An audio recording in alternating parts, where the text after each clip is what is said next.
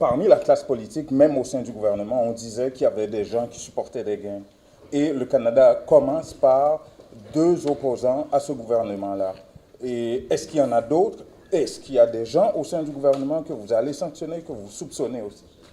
Écoutez, d'abord, aujourd'hui, c'est un pas très significatif que le Canada a fait. Vous savez, de prendre des sanctions contre le président actuel du Sénat et l'ancien président. Qui sont des opposants.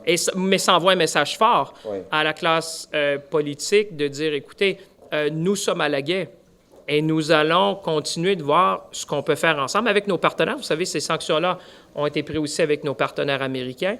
Et je pense que le temps de l'impunité doit finir. Je pense que le message que le Canada envoie, un ami, le Canada, c'est un ami d'Haïti. Vous savez, moi, je suis un ancien ministre des Affaires étrangères.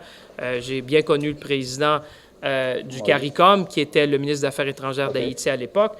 Et moi, j'ai toujours pensé que le Canada a cette relation-là particulière avec les pays des Caraïbes. Alors, aujourd'hui, c'est un message fort que le Canada envoie.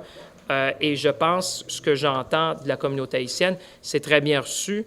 Et on va continuer de voir. Je pense que vous avez, comme avec Emmanuel Dubourg, avec les gens de la communauté, de voir ce qu'on peut faire plus. Le message, c'est que le Canada sera aux côtés du peuple haïtien, mais aussi dans des gestes concrets. Parce que le dire, c'est une chose, le faire, c'est mieux. Et aujourd'hui, je pense que le Canada a pris une position très claire et Emmanuel a été un des architectes de cette politique-là du Canada, mais peut sûrement rajouter. Bien, je peux tout simplement rajouter que, effectivement, c'est que avant d'imposer des sanctions, mais il y a tout un travail de vérification à faire. On ne peut pas imposer des sanctions sur des rumeurs. Donc, le Canada fait un travail sérieux là-dessus. Nous avons eu une mission d'évaluation qui est allée en Haïti et nous travaillons indépendamment, aussitôt que les personnes sont impliquées, pour supporter ces gangs criminels-là. Ils vont être imposés, on va leur imposer des sanctions. Est-ce qu'il y en a d'autres qui sont sous enquête? Il y a d'autres analyses en cours. Nous continuons à analyser tout ce qui concerne Haïti. Il y a une demande qui est sur la table et tout le cabinet, le Premier ministre, la ministre Joly, tout le monde suit la situation de très près. Et nous écoutons aussi la diaspora de façon à nous dire quels gestes poser. Les Haïtiens ont vécu ce qu'on appelle l'occupation américaine et ça n'a jamais été vraiment facile. Donc la question, c'est de savoir l'aide que le Canada veut apporter à Haïti.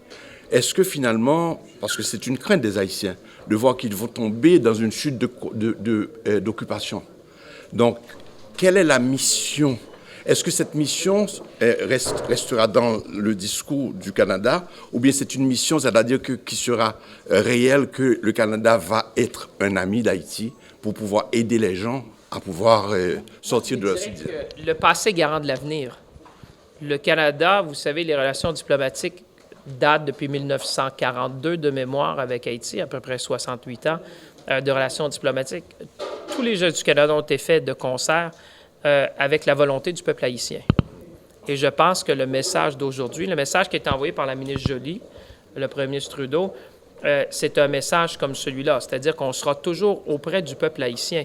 Et les interventions qu'on a faites aujourd'hui envoient un message fort et clair, je pense, que le Canada, non seulement a été par le passé, mais sera toujours là, mais aussi avec des gestes très concrets. Parce que vous savez, quand on prend des sanctions, imaginez, contre le président du Sénat et l'ancien président du Sénat, ça envoie un message très, très fort à la classe politique en disant, avec nos partenaires américains aussi dans ce cas-là, de prendre des sanctions. Vous savez, c'est un geste en relations internationales qui est assez exceptionnel, mais qui envoie un message très fort.